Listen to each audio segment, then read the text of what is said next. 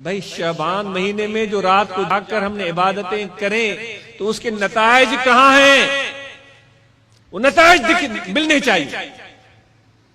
اتنے رکوع کیے، اتنے سجود، اتنے تسبیح، اتنے عبادتیں، اتنی بندگیاں، وہ نور کہاں ہے؟ اس کی برکتیں کہاں ہیں؟ تمہاری طبیعت میں تو پہلے سے بھی زیادہ غصہ آ گیا ہے، تمہارے اندر تو صبر میں کمی آ گئی ہے، تمہارے اندر تو برداشت میں کمی آ گئی ہے۔ صالحہ کر دی نماز و روزہ را، صالحہ کر دی نماز و روزہ را، نور آنسوں میں صلاۃ و تو کجا۔ اتنے سال نمازیں پڑھی ہیں، اب بھی تم کہتے ہو کہ بھائی اس نے مجھ سے ہاتھ نہیں ملایا، اس نے میرا مصلی نہیں اٹھایا، اس نے میری جوتی نہیں بنائی، اس نے یوں نہیں کیا، وہ نہیں کیا۔ میں خلیفہ ہوں، میں پیر ہوں، میں صاحبزادہ ہوں، اور میں مولوی ہوں، میں علامہ ہوں، میں یہ ہوں، میں وہ ہوں۔ بھائی میرے نبی نے تو یہ باتیں نہیں سکھائی تھی۔ اگر کوئی عزت کرتا ہے تو یہ اس کا بڑا پن ہے، یہ اس کا مطلب نہیں ہے اگر کوئی میری عزت کر رہا ہے کہ میں بڑا بن گیا ہوں۔ اگر کوئی میری عزت کر رہا ہے تو اس کا یہ مطلب نہیں ہے کہ میں بڑا بن گیا ہوں، اس کا مطلب یہ ہے کہ اس کا دل بڑا ہے، اس کا دل صاف ہے، اس کا گمان اچھا ہے۔ اب میرا حال کیا ہے وہ تو مجھے پتا ہے، تو ہمیں اپنے کپڑوں میں رہنا چاہیے۔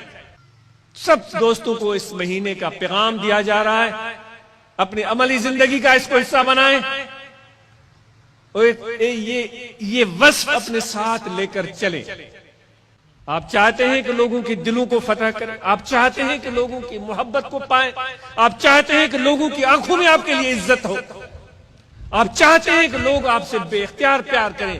دولت کی ضرورت نہیں ہے، خدا کی قسم، پیسوں کی ضرورت نہیں ہے، بڑے مرتبے کی ضرورت نہیں ہے، بڑے محل بنانے کی ضرورت نہیں ہے، بڑی گاڑیاں خریدنے کی ضرورت نہیں ہے۔ یہ میرے نبی کا ڈھنگ سیکھ لو، برداشت اور صبر۔ دیکھو کیسے لوگ تمہیں اپنے سر پر بٹھاتے، کس طرح تمہیں کامیابی، کامرانی اور سرفرازی ملتی ہے۔ یہ وصف مسلمانوں کو، ہم سب کو سیکھنی پڑے گی، اس کے بغیر کام نہیں ہوگا۔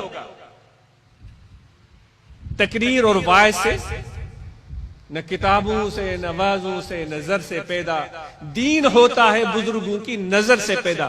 وہ جو دین جس کو تم سمجھتے ہو وہ صرف رکوع اور سجود کا نام نہیں ہے، وہ رکوع سجود کے ساتھ جو اس کے نتائج ہیں ان کو ملا کر وہ دین بنتا ہے۔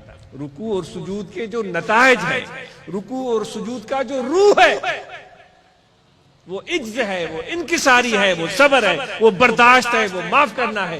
یہ اس کے نتائج، عواقب اور اس کا روح ہے۔ اس لیے صرف خالی باتیں ہمیں نہیں کرنی چاہیے، گفتگو کرتے ہوئے مجھے شرمندگی ہوتی ہے۔ ہمیں اپنے اندر عملی طور پر تبدیلی لے کر دکھانی ہے۔ نہیں ٹٹولو کسی کو اس بنیاد پر کہ اس کی رنگت کیا ہے، اس کی صورت کیا ہے۔